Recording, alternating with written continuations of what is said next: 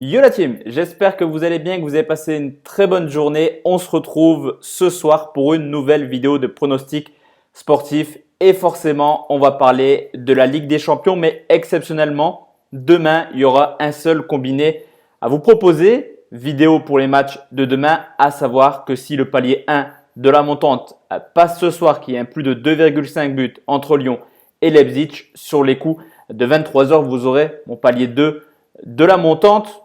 Le palier 3 sera plutôt pour ce week-end si les deux premiers paliers sont passés. Juste avant de faire ma vidéo sur les pronostics sportifs et de vous proposer mon combiné pour demain, je voulais vous remercier encore une fois.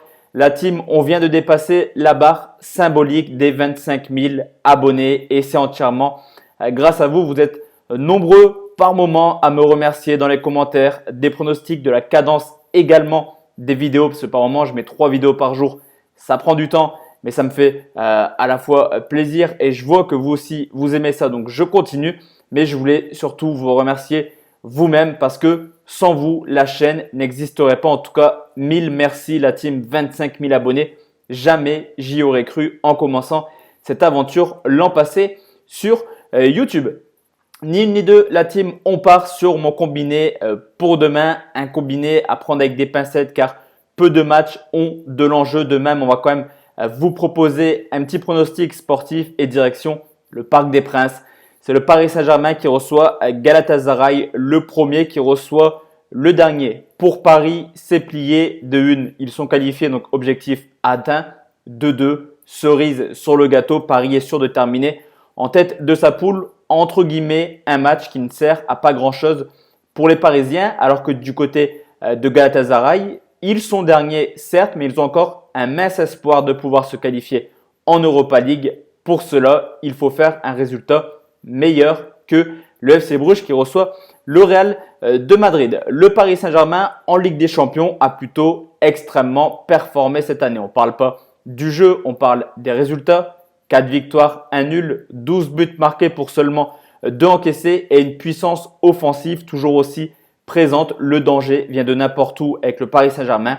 Mbappé, auteur de 4 buts. Icardi, auteur de 4 buts. Neymar sera également sûrement titulaire demain. À domicile, carton plein, 2 matchs, 2 victoires, 3-0 contre le Real, un récital de football. C'était un peu plus dur contre le FC Bruges. Bruges qui a d'ailleurs loupé un penalty en fin de match.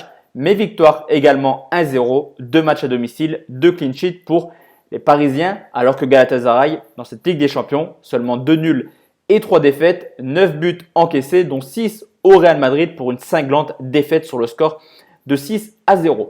Beaucoup de blessés du côté du Paris Saint-Germain, Cavani, Verratti, Kimpembe, Herrera, Gay, Marquinhos. Donc tout porte à croire que Thomas Tuchel n'aura pas le choix et on devrait voir Icardi, Neymar, Mbappé titulaire. Déjà, je pense que c'est quasiment sûr. Et on aura quand même une équipe qui est plutôt compétitive demain avec forcément Thiago Silva, Diallo en défense centrale. Le PSG aura quand même une belle allure demain.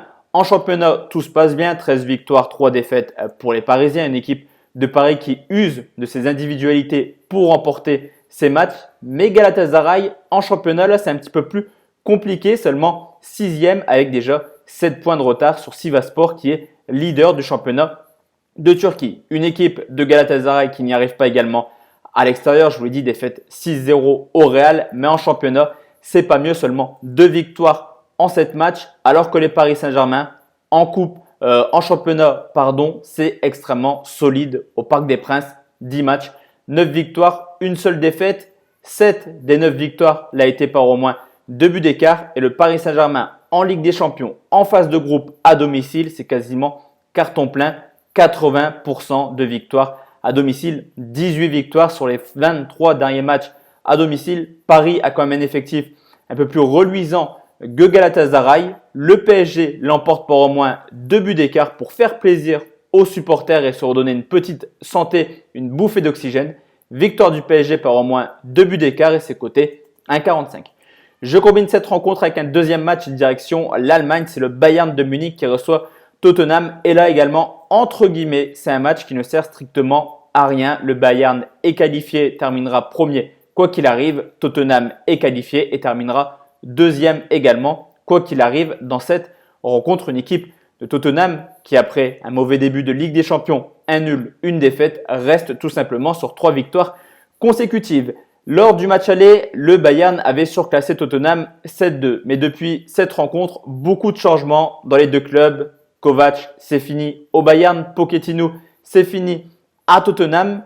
Et deux équipes extrêmement en difficulté en championnat. Si le championnat allemand et anglais devait s'arrêter ce soir, le Bayern et Tottenham ne disputeraient pas de Coupe d'Europe l'an prochain. C'est assez incroyable. Le Bayern 7e du championnat, Tottenham 7e du championnat. Cependant, certes, le Bayern est très mal classé en Bundesliga, mais rien n'enlève sa capacité offensive. Déjà 35 buts marqués, l'une des meilleures attaques de Bundesliga, mais c'est vraiment défensivement que ça pêche.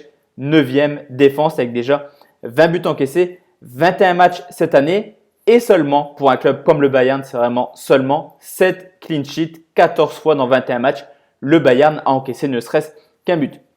Du côté de Tottenham, je vous l'ai dit, ils sont également 7e de Première Ligue, mais aussi ont un talent offensif assez impressionnant. Harry Kane marque de semaine à semaine. Son est de plus en plus impressionnant. Lucas, quand il joue, il marque. 30 buts marqués pour les Spurs, mais eux aussi, à l'instar du Bayern, c'est vraiment défensivement que ça pêche cette année. 8e défense avec déjà 23 buts encaissés. Et même l'arrivée de Mourinho n'a pas changé grand-chose au problème défensif de Tottenham, dans le sens où Mourinho a disputé 5 matchs pour déjà 8 buts encaissés. Dans ce groupe de Ligue des Champions, également, c'est tout simplement le groupe le plus prolifique. Moyenne incroyable. Tottenham en Ligue des Champions en 5 matchs tourne à environ 5,6 buts par match, que ce soit marqué ou encaissé. Donc en moyenne, on a au moins 5 buts dans les matchs de Tottenham.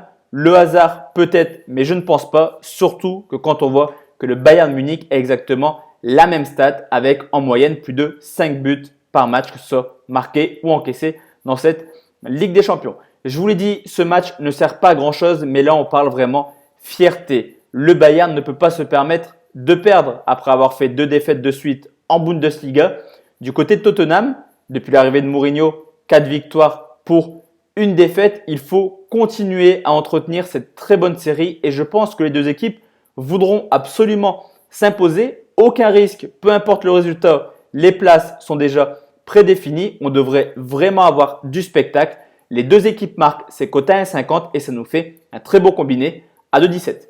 Donc voici la team, mon combiné pour demain. On se retrouve, je l'espère, ce soir à 23 h pour le palier 2 de la montante ou alors on se retrouve demain soir à 20 h comme d'habitude pour les pronostics de l'Europa League.